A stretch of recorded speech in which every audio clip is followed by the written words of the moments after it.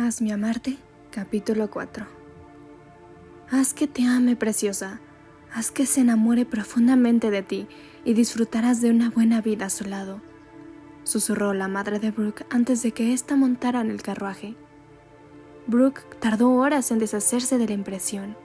Su madre la había llamado preciosa y le había dado consejo.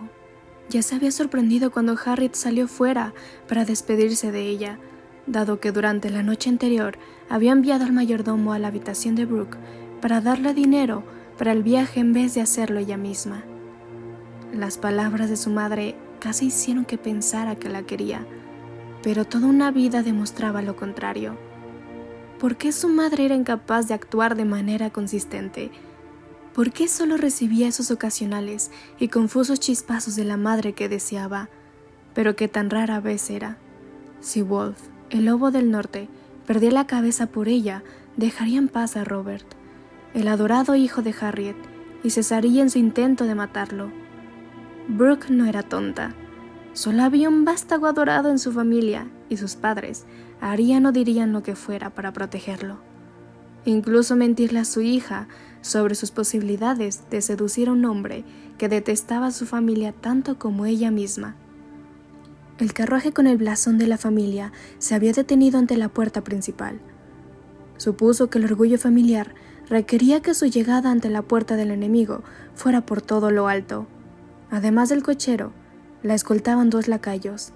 Esa mañana, más temprano, había ido a los establos para visitar a los caballos por última vez y decirle al mozo de cuadra que se llevaría a Rabel con ella.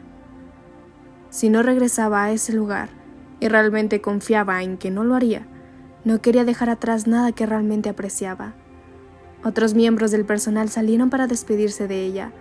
Había pensado que no vertería lágrimas por ese lugar, pero sí por las personas con las que se había criado, personas que realmente sentían afecto por ella. William, su caballerizo, incluso le dio una talla de madera de un caballo, y le dijo que esperaba que le recordara a Rabel. No era así, la talla no era muy buena, pero ella la apreciaría de todos modos. Los criados que la acompañaban habían recibido instrucciones. Debían regresar inmediatamente a casa con ella si el lobo no la recibía. Por lo demás, los criados, a excepción de Alfreda, debían de regresar a Leicestershire en el carruaje. Brooke confió en que la dejarían entrar y que descubriera algo de Dominic Wolf que le gustara aparte de su mutuo desagrado por su hermano. Pero tal vez no sería así, y también era posible que no le abriera la puerta. El emisario había acudido primero a casa de los Whitworth.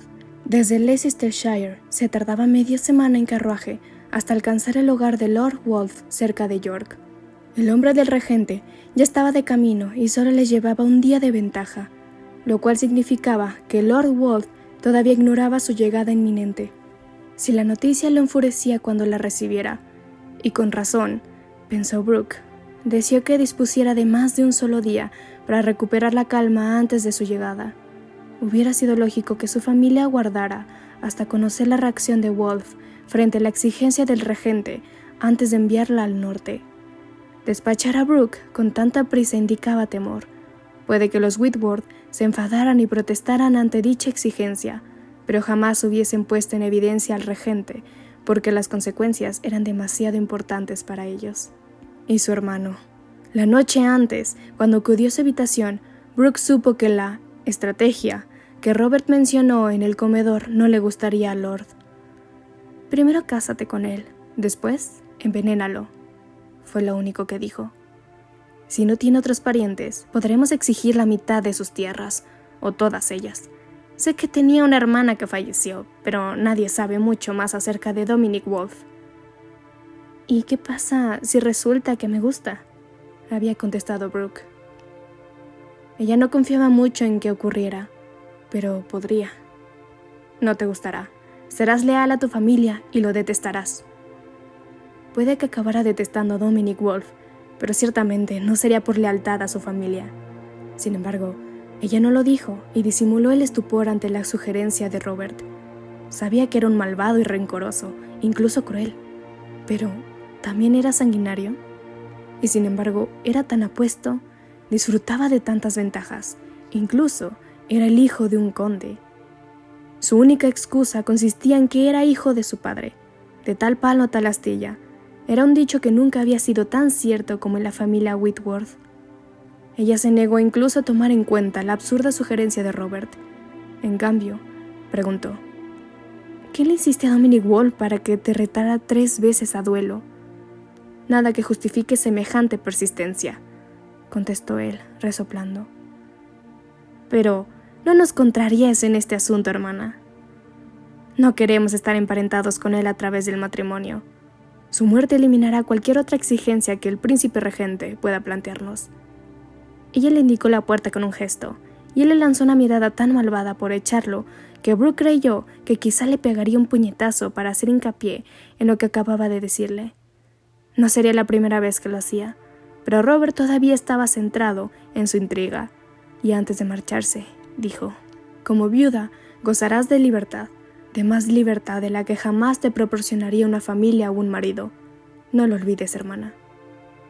Era su mayor deseo, pero no a cambio de lo que él estaba sugiriendo.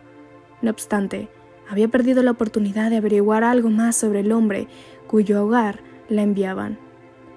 Robert lo conocía, podría haberle dicho algo sobre él, pero no lo hizo. Casi se volvió para hacerle una pregunta antes de que la puerta se cerrara, pero nunca le había pedido nada, y no tenía la intención de empezar a hacerlo.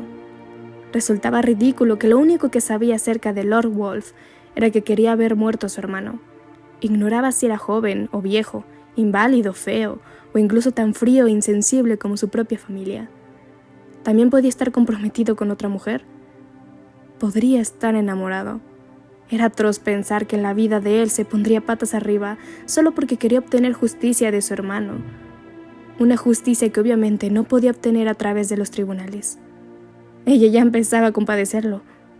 Ese día, cuando el carruaje se detuvo a la hora de almorzar, Brooke ya se encontraba mucho más lejos de la casa señorial de los Whitworth de lo que jamás había estado. Esa noche ya habrían abandonado Leicestershire. El viaje a Londres hubiese sido su primer viaje largo y la primera vez que abandonaba el condado.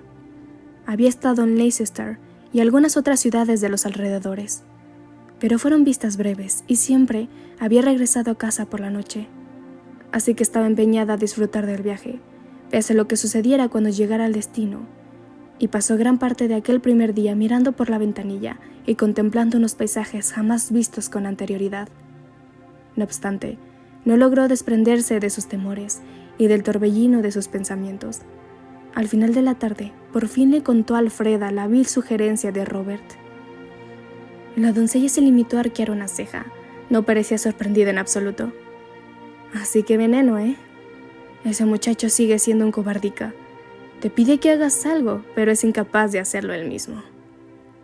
Pero se batió en esos duelos, repuso Brooke. ¿Eso supuso cierto valor? Apuesto que disparó la pistola antes de tiempo, dijo Alfreda en tono desdeñoso. Pregúntaselo a Wolf, a tu lobo, cuando te encuentres con él. Estoy segura de que confirmará mis sospechas. No es mi lobo, y tal vez no deberíamos llamarlo así solo porque mis padres lo hicieron, dijo Brooke, si bien ella no había dejado de hacerlo.